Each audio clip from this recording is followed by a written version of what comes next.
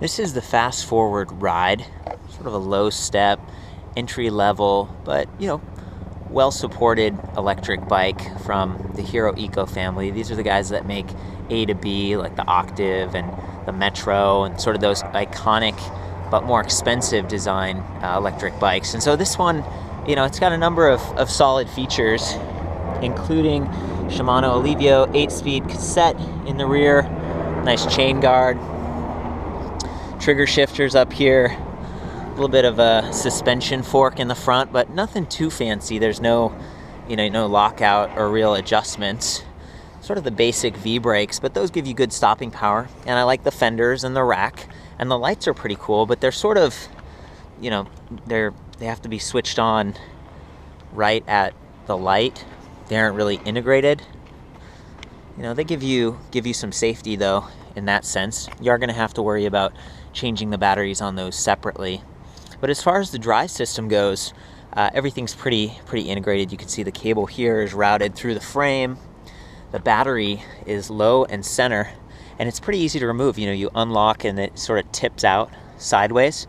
To turn the bike on, you have to use that little toggle switch, and once you've done that, you can press the power button on the display and then choose from 3 levels of pedal assist. So there's 1, 2, 3, and then it goes back to 0. And in any of those pedal assist modes, you can also use a throttle to sort of override the system. Also, the pedal assist on this bike, it uses this interesting like torque sensor. You can see there's a kind of a spring thing right here.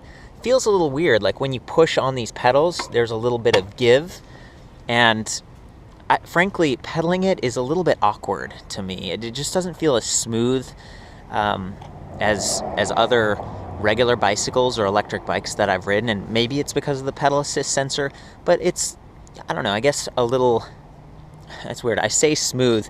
The cranks actually feel kind of awkward to turn, but the assist that you get is smooth. So if you're not pushing very hard, the motor's not going to respond very strong. But if you push harder, the torque sensor is going to engage, and that's going to give you more juice. So it's kind of an interesting setup. And frankly, for the price point, sub $2,000 on this, it's not bad. The drive system that you've got here is a 350 watt geared rear hub motor from 8Fun, or Bafang.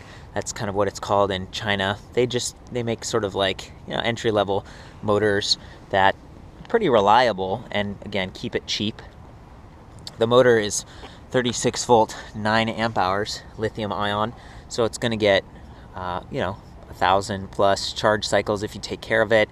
And again, the weight distribution on this is pretty good. So we're just looking at a decent, kind of an entry-level electric bike that comes with a lot of little extras. It's nice that they do have these Tektro brake levers that are going to cut power to the motor as well as engage your brakes. So let me just hop on this thing and give you some close-up of how it sounds and what it's like.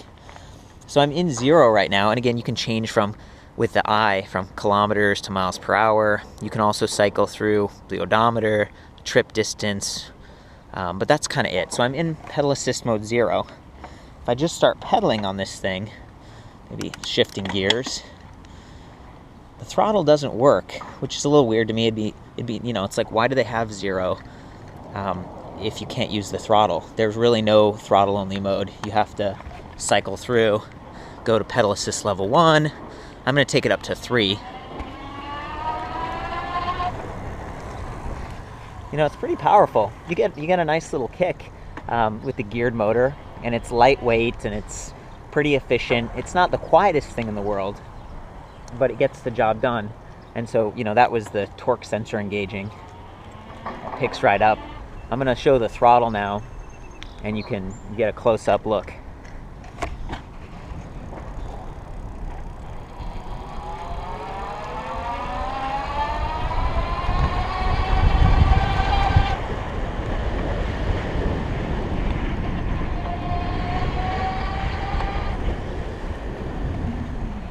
There you go. Woo!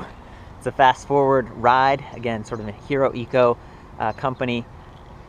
Decent all-around electric bike. For more on this, including the full written review, pictures and stuff, I'll see you back at ElectricBikeReview.com.